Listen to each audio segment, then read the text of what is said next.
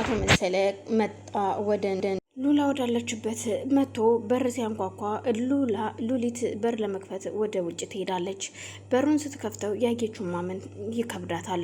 በሩን ከከፈተች በኋላ መልሳ ትዘጋውና ቆይ ምን ፈልገህ ነው አንተ ሰውዬ ግን እዚህ ቤት የምትመላለሰው ስትለው የኔ ቆንጆ ካንቺ ውጭ ሌላ ማንን የምፈልግ ይመስልሻል? አንቺን ብዬ ነው እንጂ እዚህ የመጣሁት ይላታል። ሉሊትም አንተ ሰውዬ ግን ጤነኛ ነህ አይደለህም? ስለዚህ ከዚህ ጋር ጥፋ ስትለው አንቺን ጥዬ ወዴትም አልሄድም የኔ ቆንጆ ሉሊት እኔ አንቺን ነው የምፈልገው። እናም ይህንን ሰው ተይውና ነይ እኔ ወደምልሽ ይላታል። በፍጹም አላደራ የምመራ ሰው አይደለውም። ስለዚህ እባክህ ከዚህ ጋር ሄድ ስትለው የምልሽን ካላደረግሽ ይኸውልሽ ነግሬሻለሁ። አሁን ማን ምን ማድረግ እንደሚችል ታያለሽ በደንብ። ጦርነቱ እንድታስጀምሩ አስበሻል መሰለኝ በግልጽ ይላታል።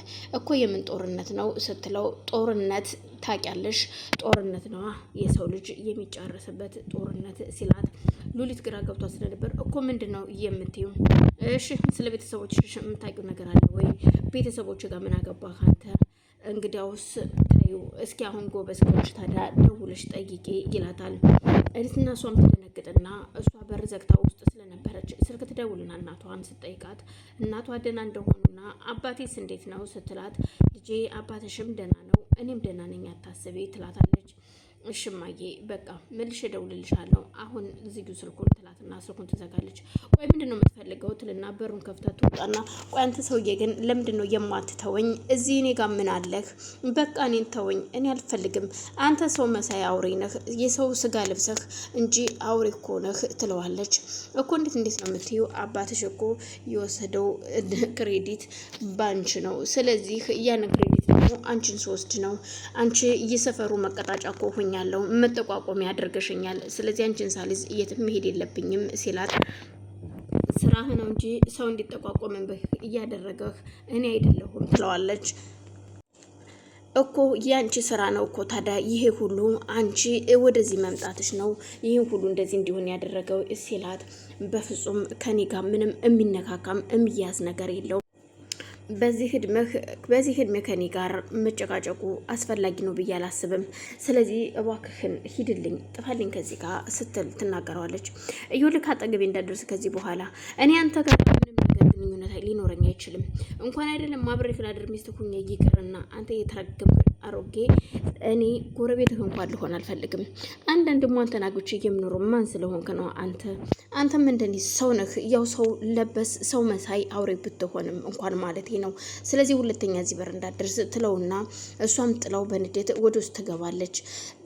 አቶ መለሰም ተናዶ ስለነበር ተመልሶ ይሄዳል። ምክንያቱም ይች ልጅማ የምትናገረው ነገር ሁሉ ምን አይነት ነው? በጣም ከብዳ ይልድ ያነጋገሯ ራሱ እንዴት ነው የሚያረጋስ ደግሞ ስትናደድ እንዴት አባቷ ነው የምታምረው የኔ ሙሽራ ሲል ተመልሶ ጥሏት ይሄዳል። ሉሊትም ወደ ውስጥ ስትገባ በአጋጣሚ ባንቴሮን ታገኘዋለች። ባንቴሮ እንዲህ ምንድነው ምን ሆነሽ ነው ሲል ምን ይሄ ሽማግሌ ያለ ቤት ሰላም ይኖራል እኮ ማን ነው መሰለ እኮ መሰለ ምን መሰለ መጥቶ ነበረ ባንቴሮ ጦርነቱን በግልጽ ጀምረሽዋል አለኝ እኮ የምን ጦርነት እንደሆነ አላውቅም ስትለው እኮ መሰለ ዞር በይልኝ አሁን ልሄድ ሲላት ቆይ ወዴት ነው የምትሄደው ትልና ታስቆሟለች። ይህን ሰውዬ አንገቱን መቁረጥ አለብኝ ያለበለዚያ ግን አልፎ የሚቀመጥ አይደለም። ስለዚህ ልቀቂኝ ሲላት እዩልህ እኔ ምን እንዲያሰብ እንደሆነ አላውቅም ጦርነቱን በግልጽ አስጀመርሽው ስለዚህ ምንም ችግር የለውም ብሎኝ ተናዶ ነው እሱ የሚሄደው።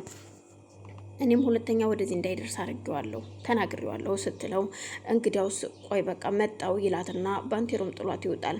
እሷም ውጭ ከግቢ ውስጥ ተመልሳ ወጣ የተንጎራደደች ያለ አቶ መሰለም ወጣ ተመልሶ ከሄደ በኋላ ከአበሮቹ ጋር ደውሎ አንድ ውለታ ዋልልኝ እስኪ ያን ጊዜ ተማሪ ያለህ ብዙ ነገር አድርጌልሃለሁኝ ስለዚህ ያንን ውለታ የምትረሳው አይመስለኝም። እናም ዛሬ አንድ ውለታ እንድትውልልኝ እፈልጋለሁ። እሱም ደግሞ ስለ ሉሊት ነው ታውቃለህ አይደል? ስለ ሉሊትና ስለኔ ሲለው በደንብ ነው እንጂ የማውቀው። እንግዳውስ ሉሊት እንደዚህ ከተማ ነው ያለችው። እሷ እንደሆነ ጠግባለች፣ ወደ እኔ መምጣት አትፈልግም። ስለዚህ ከቤተሰቦቿ የሆነ ነገር እፈልጋለሁ። ሁለቱም እናትና አባቷንም ወይ ማስወገድ ወይ በእኔ ቁጥጥር ስር ማድረግ እፈልጋለሁ አለው። ስለዚህ የሆነ ውለታ ዋልልኝ ያልኩህ ይህንን ነው ይለዋል። ምን? አዎ ይህንን ውለታ ዋልልኝ። አበሩ ግን ብዙም ደስተኛ ባይሆንም ለሰው ይህኛው እንዳይቀየመው ሲል እሺ ይለዋል። ሉሊት በጣም ተጨንቃለች። ዴብን በአጋጣሚ እዛ ግቢ ውስጥ ተንጎራደር ተመልሶ ይሄድና ቆይ ምን ሆነሽ ነው? ምን እያደረግሽ ነው? ሲላት አይ ይሄ ሰው እያለ ቤት ሰላም ይኖራል ብለህ ነው ወንድሜ ስትለው ሰላም ወንድና የተከበራችሁ የመግድ ቤተሰቦች እንዴት ናችሁ? ሰላም ናችሁ ወይ? በያላችሁ በሰላማችሁ ይብዛልኝ። ይህን ቪዲዮ የምታዩ ላይክ፣ ሼር፣ ሰብስክራይብ ያደረጋችሁ ቤተሰብ እንድትሆኑ ሲል በአክብሮት ጠይቃለሁ። ቤተሰብ የሆናችሁ ደግሞ ላይክ፣ ሼር እያደረጋችሁ አበረታቱኝ። ሀሳብ አስተያየታችሁን በኮሜንት አስቀምጡልኝ ስል አመሰግናለሁ። እና እሺ ቆይ ምንድን ነው አላቅም። ይሄ መሰለ የሚባል ሰውዬ እኮ መጥቶ በግልጽ ጦርነቱን ጀምረሽዋል አለኝ። ምን አስቡ እንደሆነ አላቅም ወንድሜ ስትለው በቃ ለማንኛውም መጣው አሁን ሮዛን ከሆስፒታል እስኪ ልሂድና ልያት ይልና ጥሯት ይሄዳል። እሷም ብቻዋን ቤት ነበረችና እሱም ወደ ሆስፒታል ሮዛ ጋር ይሄድና ሮዛን ለማየት ሲሄድ ሮዛ ራሷን ስታ እንደነበር እንዳልነቃች ያታል። እጅግ በጣም አዝኖ ስለነበር እሺ ባንቴሮ ምን ይሻላል? አሁን ለማንኛውም አንተ ግባ። አንተ ግን በጣም ጎበዝና ጥሩ ሰው ነህ ባንቴሮ። ለሮዛ ዶክተሩ ሲነግረኝ እኮ አንተ ህይወትህን የሰጠሃት እስቲል አሁንም ትወዳታለህ ማለት ነው ወይ ሲለው ይኸውልህ ዴብ እውነቴን ነው የምልህ እኔ ሮዛን ወድቻት አይደለም። ሮዛ ያን ጊዜ በጣም እንደምትወደኝና እንደምታፈቅረኝ ነበር የነገረችኝ። እሷን እሺ ብዬ ችግር ውስጥ ስለነበረች አገባኋትና አብረን መኖር ጀመርን። እናቷም እንዲሁ በጣም የሚበሉትና የሚጠጡት አልነበራቸውም። ከዛ እኔ እነሱን ከያዝኳቸው በኋላ እኔን ወደ እስር ቤት አስገቡኝና እሷ ደግሞ ሳትውል ሳታድር አንተን አገባችህ። ሮዛ ጥቅም እንጂ ፍቅርን አታውቅም። ስለዚህ እኔ ሮዛን አላፈቀርኳትኝም፣ አልወዳትም። ግን ክፉ ሰው መሞት የለበትም። ምክንያቱም እንደዚህ እያለ ማየት አለበት፣ መቀጣት ስላለበት ነው። ስለዚህ እኔ ትንሿን ነገር ነው ያደረኩት። እኔ ደግሞ ይልክ ባንቴሮ ሰው እንዲሞት አልፈልግም። እውነት የልጄ ልማጣት ቢያሳስበኝም ቢያበሳጨኝም፣ ግን ደግሞ እሷም እንድትሞትና እንድትጎዳ አልፈልግም። ለዛ ነው ሲለው አንተ ዴብ መልካም ሰው ነህ። እውነቴን ነው የምልህ። አሁን እኮ አንተም መልካምነትህን አሳይተሃል። ስለዚህ ምንም ችግር የለውም። ለማንኛውም አሁን አንተ ግባ ሲለው ዴብ ቢያንስ አንተ ግባ እንጂ እኔ እንኳን እዚሁ ትንሽ ጠብቃታለሁ። አንተ ሰሞኑን በእግር መንገድ ተንገላታሃል ይለዋል።